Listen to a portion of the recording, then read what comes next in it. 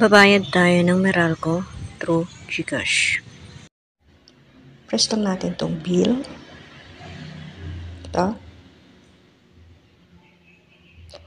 Ang Meralco ay under ng electric utilities. Ito.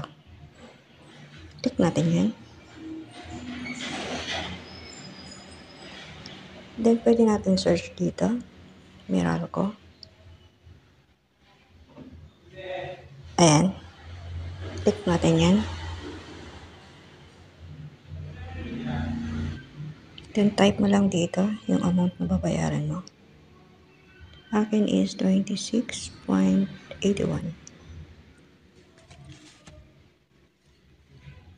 Ayan. Then, yung customer account number, yung kanya.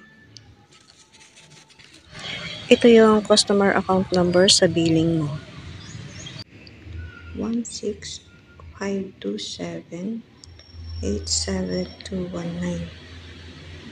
Then, isulat lang natin dito yung email. Ayan, tapos, okay na. Pag okay na, press natin yung next. May payment source, GCash. Ayan, check ulit natin ulit yung kanya. Then, confirm. Kasi okay na siya.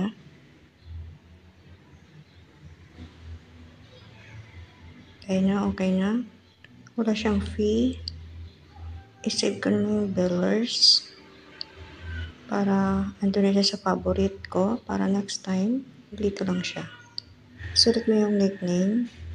Then, save. Then, tapos makikita mo naman siya dito sa inbox. Sa transaction, sa GCash mo. Ayan.